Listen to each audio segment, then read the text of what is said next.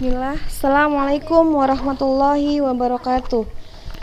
Alhamdulillahirabbil alamin wassalatu wassalamu ala asyrafil anbiya'i wal mursalin wa ala alihi wa sahbihi ajmain amma ba'du. Apa kabar anak-anak ustazah sekalian?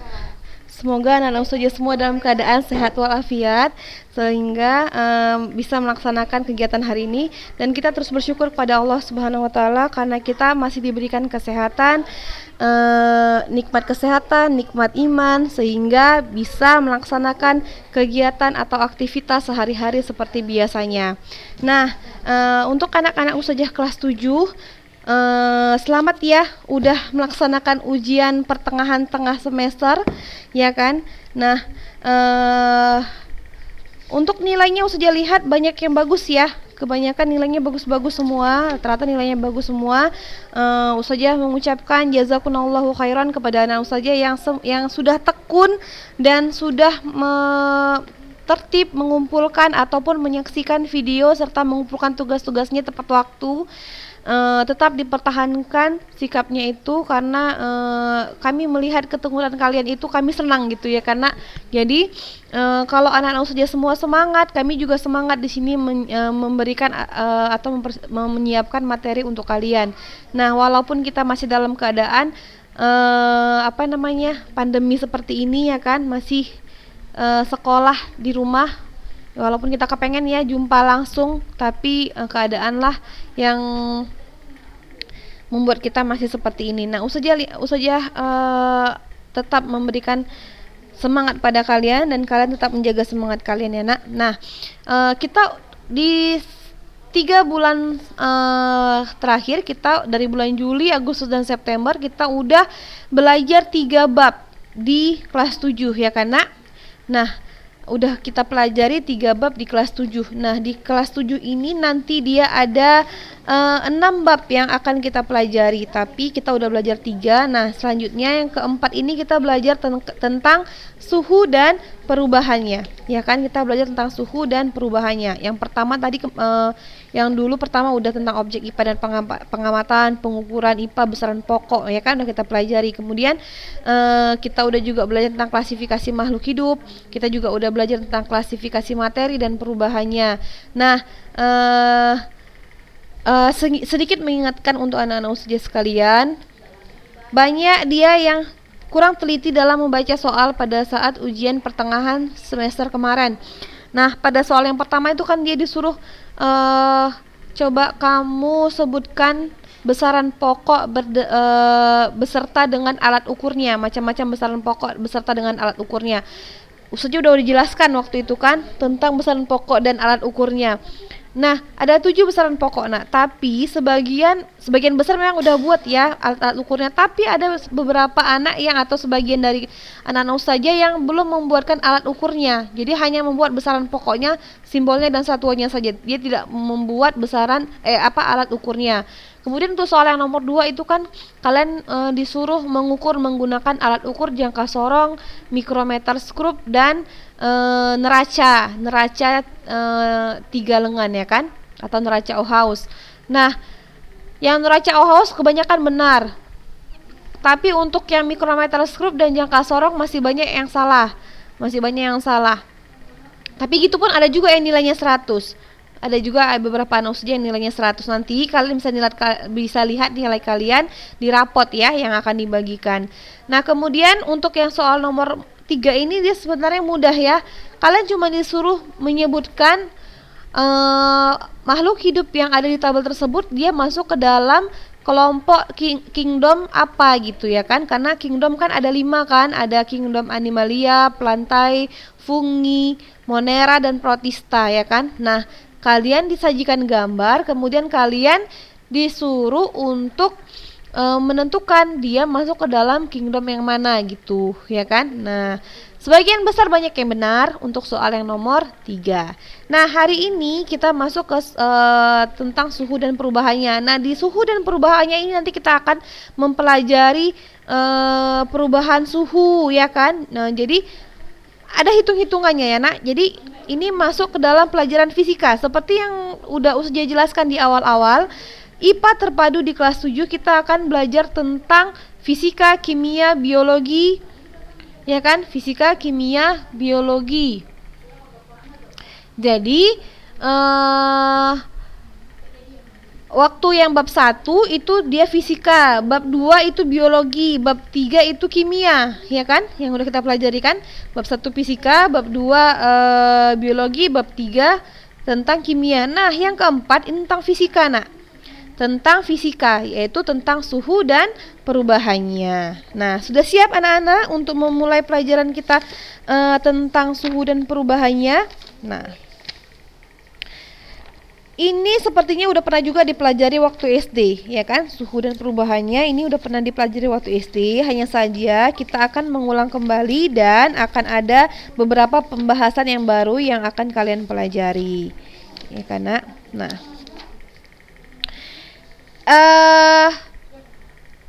apa itu suhu? Apakah anak-anak saja udah ngerti apa itu suhu, ya kan?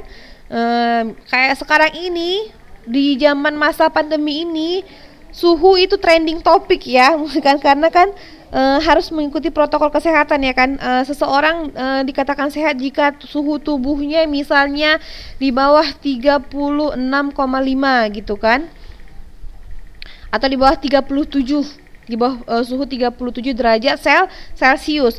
Nah, kalau dia lewat dari 37 derajat Celcius, sebaiknya di rumah, jangan kemana-mana, karena ini bisa bisa demam dan menularkan kepada banyak orang, ya kan. Jadi sebaiknya makanya di mana-mana itu selalu dilakukan pengecekan suhu tubuh, ya kan. Misalnya kita mau masuk ke swalayan, biasanya ada pengecekan suhu tubuh, atau ke tempat-tempat umum tertentu ada pengecekan suhu tubuh, ya kan.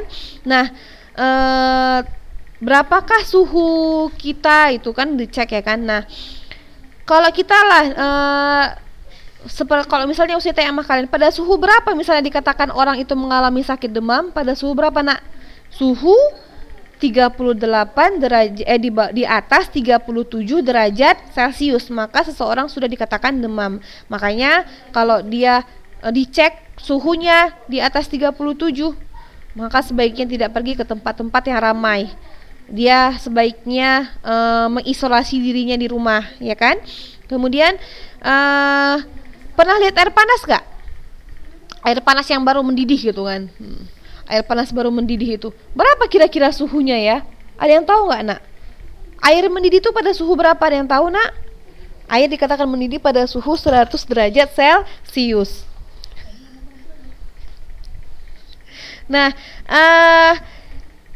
kita biasanya merasakan panas atau dingin itu dengan menggunakan alat indera kita, ya kan? Dengan menggunakan alat indera kita biasanya menentukan panas atau dingin sebuah benda atau sebuah materi, ya kan.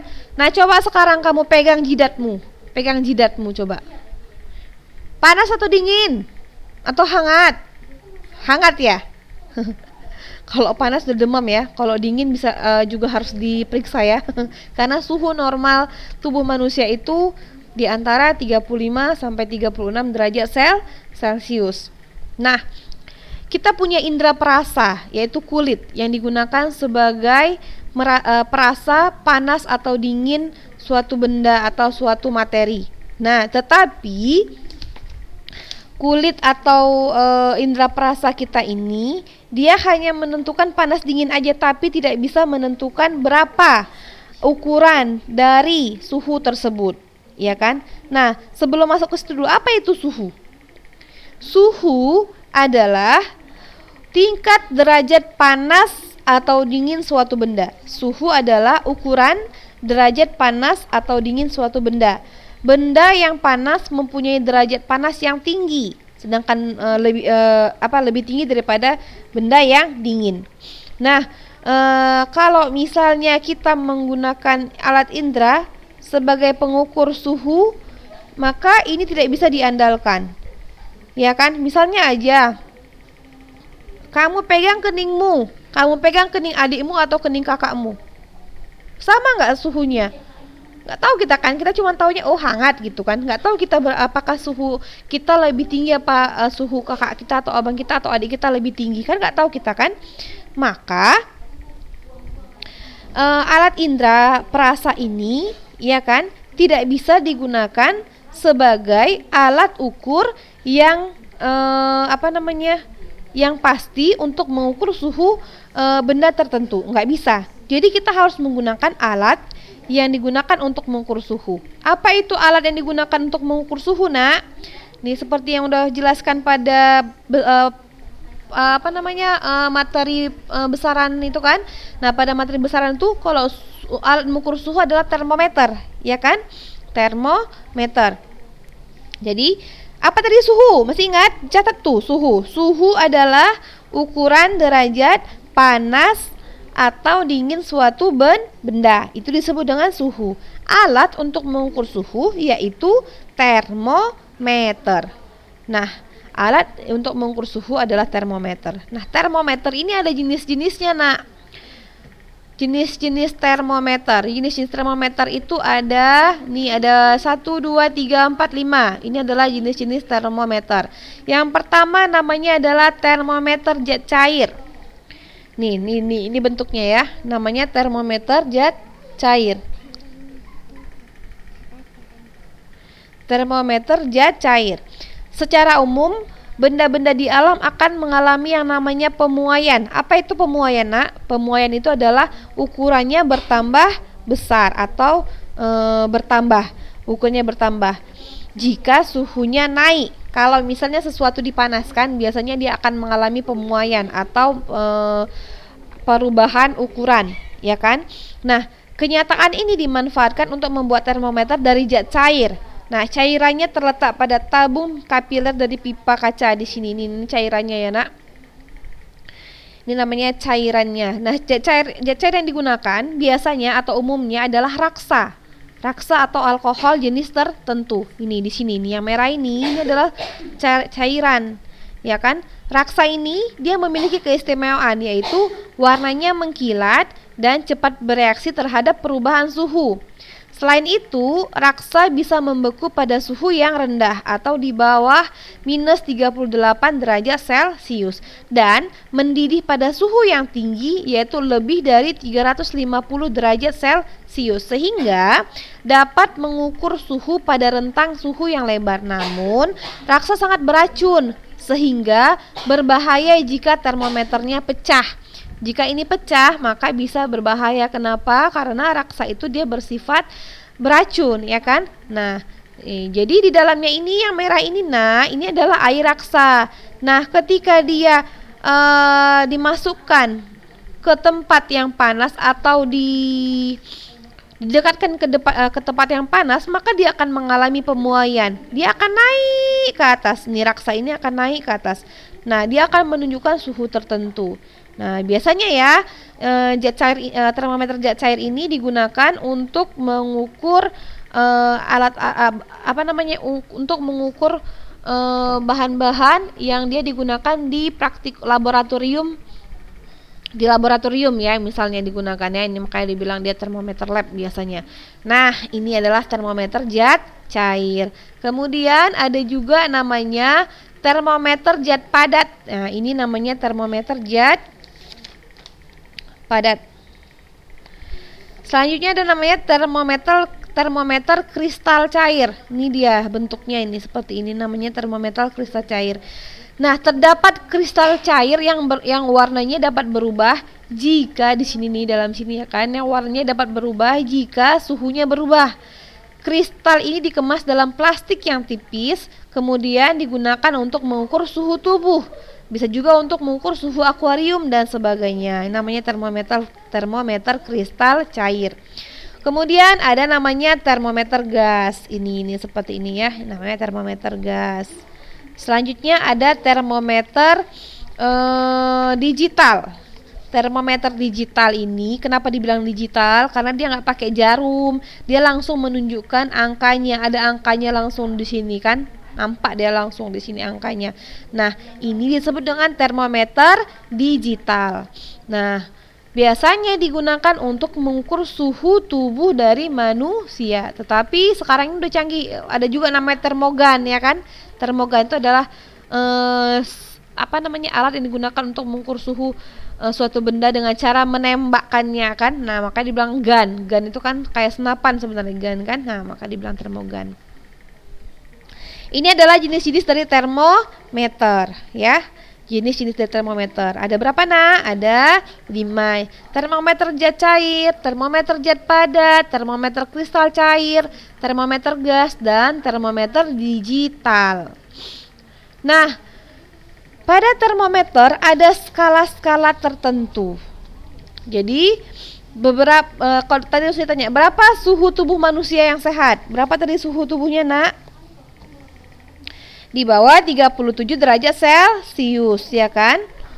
Nah 37 derajat Celcius itu kan tulisannya kan 37, ada bulat baru C nya itu kan huruf C itu kependekan dari Celcius.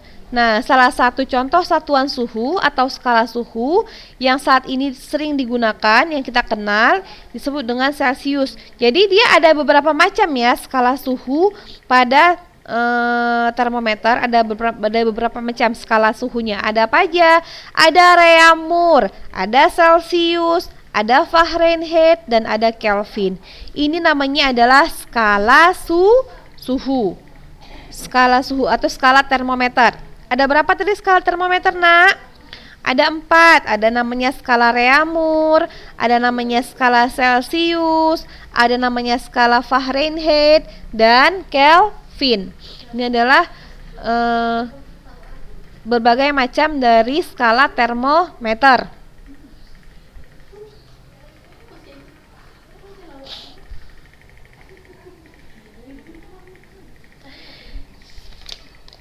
Nah, coba perhatikan ini macam-macam termometer ini. Ini termometer Reaumur, ini dia Celsius, ini Fahrenheit, ini Kelvin. Nah, ini ada namanya titik tetap bawah, ada namanya titik tetap atas, ya. Pada setiap skala ada namanya titik tetap bawah, ada namanya titik tetap atas. Nah, kita bahas satu persatu. Untuk dia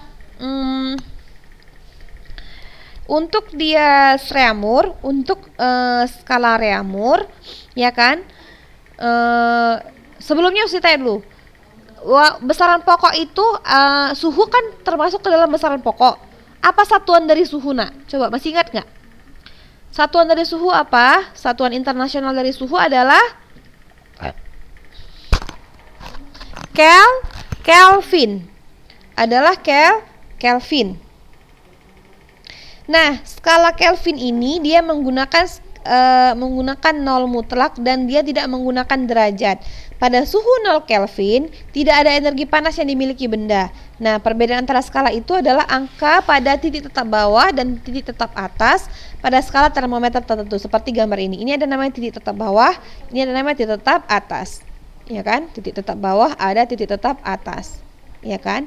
Nah, kalau kamu perhatikan titik tetap bawah pada masing-masing skala ini berbeda-beda. Pada skala Reaumur titik tetap bawahnya adalah 0 derajat. Celsius 0 derajat. Fahrenheit 32 derajat. Sedangkan Kelvin adalah 273. Ingat ya, Kelvin dia tidak menggunakan derajat, ya. Kelvin tidak menggunakan derajat. Jadi pada saat suhu Kelvin 0, maka tidak ada energi panas yang dimiliki oleh suatu benda. Makanya titik tetap bawah pada Kelvin yaitu 273. Artinya kalau Reaumur dia 0, kalau Celsius 0, pada Kelvin dia 273 suhunya. 273. Nah, tadi saya tanya juga, pada suhu berapakah air mendidih? Air dikatakan mendidih pada suhu berapa, Nak? Tadi saya bilang, masih ingat? Pada suhu 100 derajat Celsius. Pada suhu 100 derajat Celsius.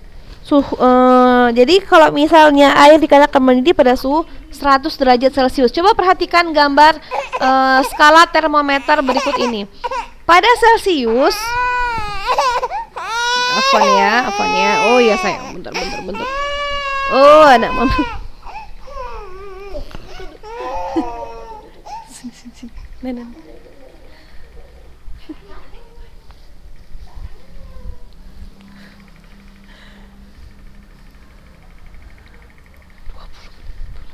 Nah, jadi Kalau dia tadi kembali lagi kita ya. Nah, kalau air mendidih itu pada suhu 100 derajat Celcius, itu air dikatakan mendidih. Nah, titik tetap atas pada Celcius itu adalah 100 derajat Celcius.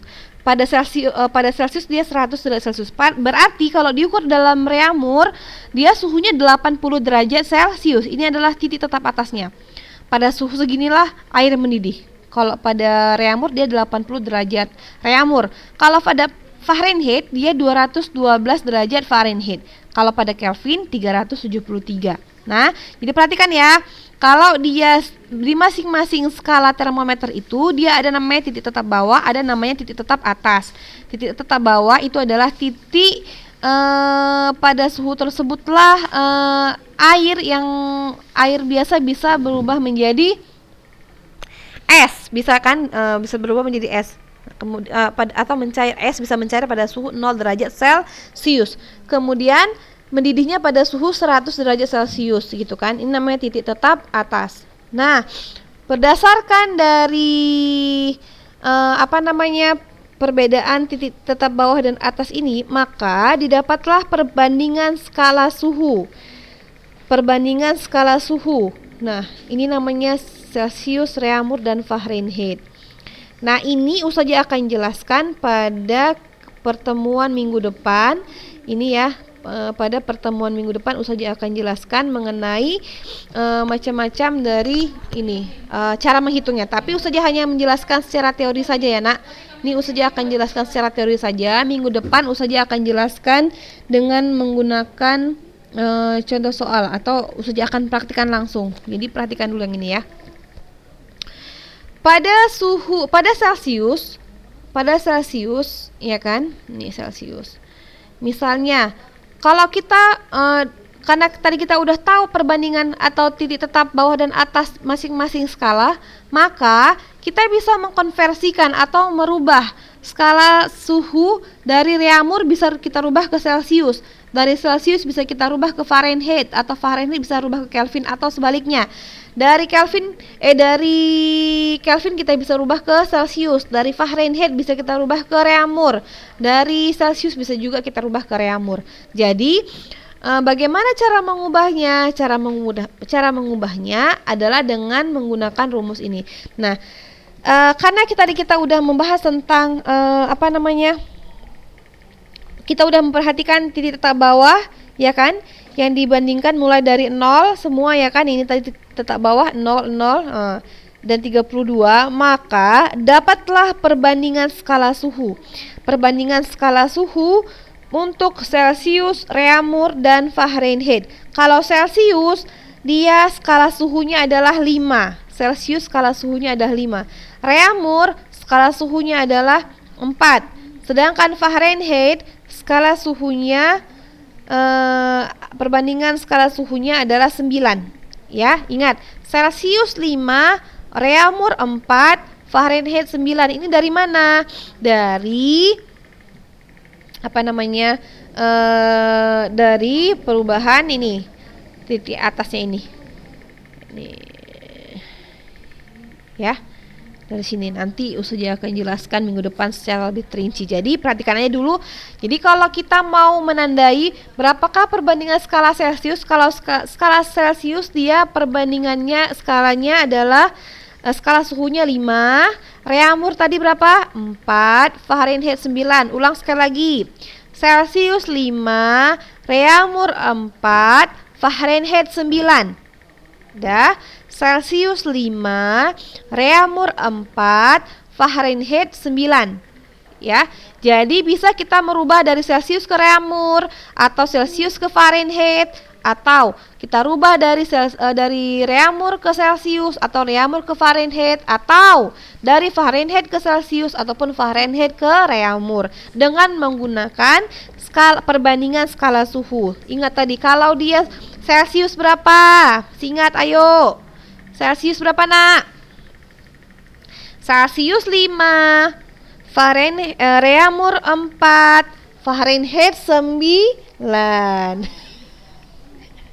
Nah, kemudian ini adalah rumus-rumus yang kita gunakan. Di sini adalah rumus-rumus yang digunakan.